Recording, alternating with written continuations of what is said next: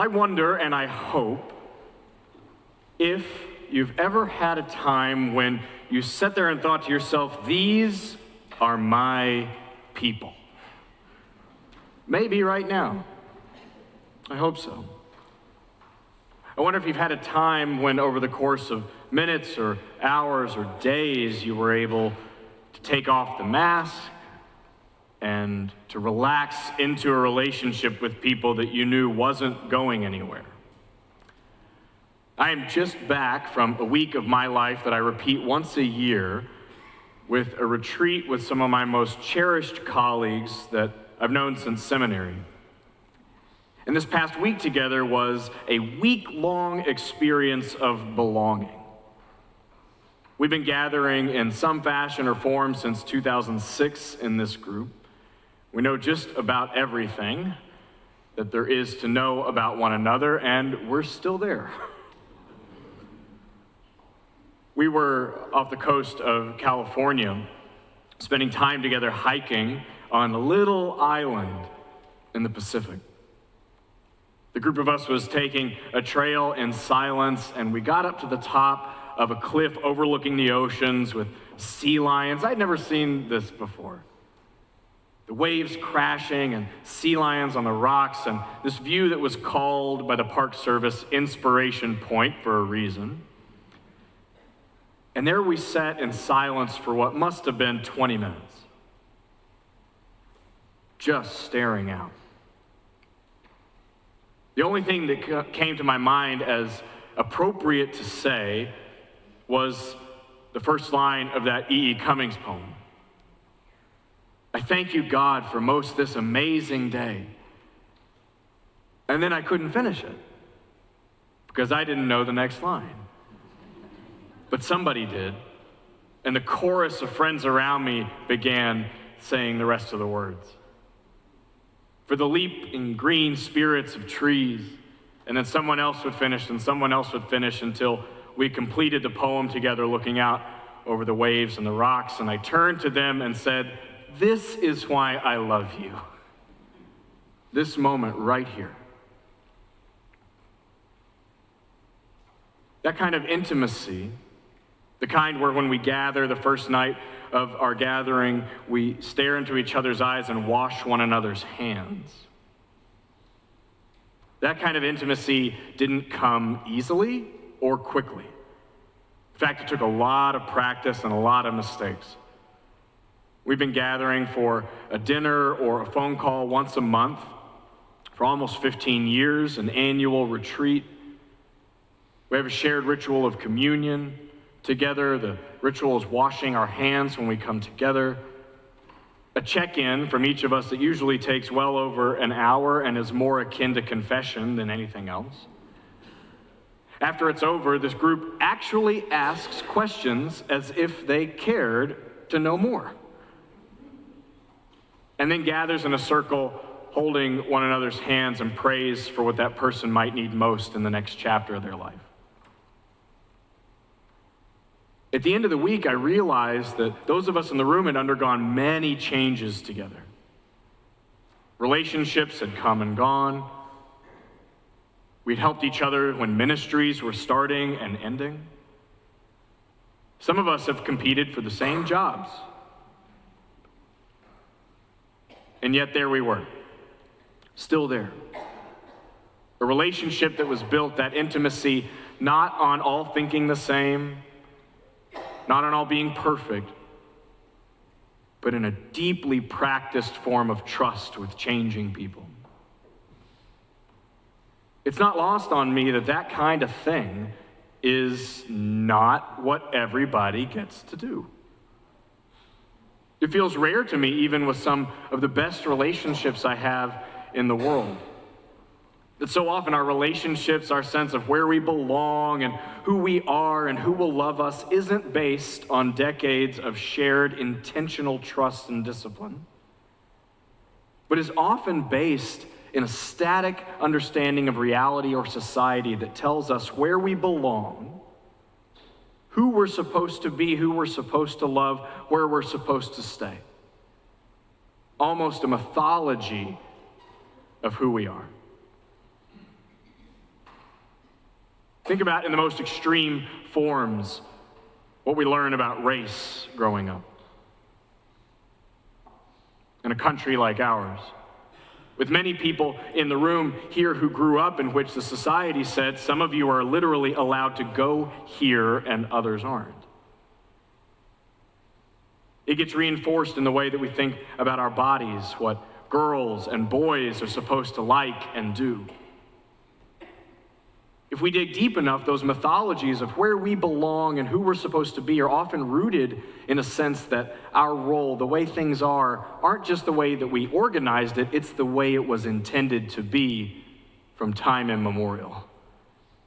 Like James Baldwin said in the reading this morning, a society will assume that its practices and traditions have been around since before time itself. God ordained this system. That's nice if what you want is consistency, especially if you're on the top of that hierarchy.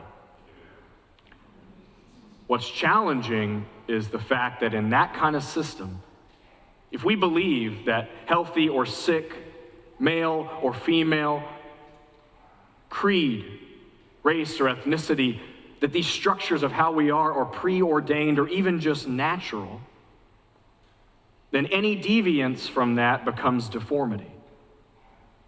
If you're different than the way the system says you're supposed to be, then you're not just different, you're wrong, unnatural, and a problem. Think of Adam and Eve, or really the way we treat Eve in the story. Going beyond the boundaries so much that you would taint yourself enough, at least as Augustine said, to pass on sin to your kids and their kids and their kids. Now you're just wrong, and you have to leave. Or Frankenstein's monster, whichever book you want to go to. The problem in those systems isn't just that they're mythologies that exist somewhere else. I think without realizing it, that we move through the world believing that if we speak up, we raise our hand a little too high or admit what we really think or who we really love or who we really are, or even if we just change, we might violate what everyone else believes to be a sacred way of being, even if they don't call it that. If our notion of the world is fixed, if I'm only allowed to be where I'm at right now and so are you, if I'm only allowed to believe what I currently believe or else we don't get to love one another anymore, no change is possible and all change is a threat. And our belonging is always just at the edge of being threatened. In that kind of fixed mentality, there are only two kinds of people: beloved people and exiles. Nobody wants to be the exile. I think right now in our national dialogue about who belongs and who we can be friends with and who we can engage with, we're pushing the button on that kind of mythology really heavy. A sociologist I was reading this week talked about the fact that sometimes societies, he was writing this book in the 80s, was saying that sometimes societies will believe that they themselves, their country, was preordained by God to be this way, that perhaps they're exceptional in some way. That sometimes an ethnocentric understanding of who we are is at the root of this, and if we are preordained to be who we are by God, then anyone who's not us is not just scary, they're sick and dangerous, dirty and violent, and we have to guard against them in all the ways we can. I recognize some of that narrative right now. I don't mean in thoughtful disagreement around immigration. I mean in the way that we would talk about the exiles, the outsiders, in a way that would say that there is disease and danger waiting to come and get us, the good, the pure. Or that you can only belong if you go back in time to the way things were supposed to be. My guess is that when that narrative gets said over and over again, what happens is that we push that button on the anxiety, a button that is deep and ancient in all of us that asks, am I going to be the next outsider? When in reality, outsiders, both inside the walls and beyond are the only people who ever truly tell us about the new world coming. One author I was reading this week compared the role of the outsider, and not the true outsider, the one outside the gates far, far away. We know what to do with them, we just ignore them or despise them, right? They're easily classified as an enemy. He's talking about the outsider who's at home with us, inside the gates, but just makes us a little uncomfortable. The author, the artist that James Baldwin was talking about, who was engaged in a lover's war with their culture. That person who's willing to stand inside and outside at the same time has a vantage point the rest of us don't. As if they're like the Hubble telescope, just far away to be beyond the clouds, yet still connected, and can send us a vision of a new world we haven't seen. Think about it. Every hero's journey starts with someone who will not respect the boundary they were told to respect. Jesus moves between the boundaries of the human and the divine, touches people that are not allowed to be touched, and has dinner with people you're not supposed to have dinner with. Nemo leaves and goes beyond the space in the reef. Fire is brought to humans. It's not supposed to be. Almost every great hero story has someone who says, I don't think this order is necessarily the way it has to be.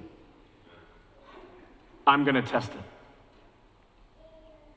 But we know what happens to those people sometimes. And so I get why we would distrust not just the outsider in the world, but the outsider in us too. Those of you who have had any kind of coming out moment probably know the anxiety and fear and risk of crossing these boundaries more than I will ever know. But I don't think that they always have to be that radical of a moment. Think about the parts of who you are that are growing that feel unfamiliar or strange or alien or unfinished. Even something as simple as, I have always been a capital E extrovert for the last 40 years. But now I think I'm desiring solitude more than ever. I have always been successful, and this defines who I am. I think I'll hide if I lose my job. I think I'm learning to love myself or a different type of person. Can I tell anybody? The problem with a fixed way of being, if you're sitting in the pews or in your family or in your office or in your nation and you believe that if you change a little, things are going to go wrong. If we force ourselves to live in that fixed mythology where the world is as it is and don't mess with it, then somebody or something always has to go. And when we get that spark that we're changing or we're growing, that we're learning something new about ourselves or the people that we love, it's easy to turn that insight into an exile and say, get out of here. You need to go beyond the gates. In my experience, it's that outsider part of myself that doesn't quite fit my culture, doesn't quite fit the church tradition I'm in or the family I'm in. It's that outsider part of me, and I'm guessing you, that holds the most possibility for a new world. But to not treat that like an exile, I have to see a new mythology embodied around me. If we're going to get rid of the old fixed notion that you better stay in your place, then we have to see a different world embodied in the flesh around us. That group that I gathered with this past week begins the ritual by cleaning one another's hands and ends with smudging mud all over them. And then asking, are you willing to do ministry for one more year? In a more poetic way. The symbolism there is not lost on us. We're not going to continue to love each other because we're perfect or pure. We're not going to be good ministers in our communities or with each other if what we think is this easy, patterned, fixed version of who we are. It's messy and muddy and better be if it's going to be real. I think at its best, church can do that. I think at its best, church can be an embodied alternative mythology that says, look around you. If you change, if you get sick, young or old, everyone a place at the table. This will not go away. But it means that we have to evaluate what it is we're doing here. Because if we exist as a church to be with like-minded people, what happens when our minds change? If we exist to project some uniform political vision into the world that looks more like a political party than a church, if we expect uniformity of thought or of practice, change is frightening. One of our key roles in this place is to help give birth to a new world, to cooperate with and co-conspire with whatever forces are bringing new life into this planet. And often, the force that's bringing new life is the part of you that feels most alien, strange, outsider, unfinished, and unfamiliar. The world is not fixed, not set in stone, and neither are you. The part of who you are that feels most unfamiliar may be the part where God's possibility is most active. But to know it, you have to surround yourself with people who love that part of you. You have to surround yourself with people who believe that they're going to love you not just as you are, but as you might also be. With people who are willing to witness you in a lover's war with yourself and with the world. With people who don't want you to be fixed, but want you to be free. People in whose presence you feel like saying out loud, I who have died am alive again today. The ears of my ears are awake, and the eyes of my eyes are open. May you never lose that part of yourself, friends. Amen.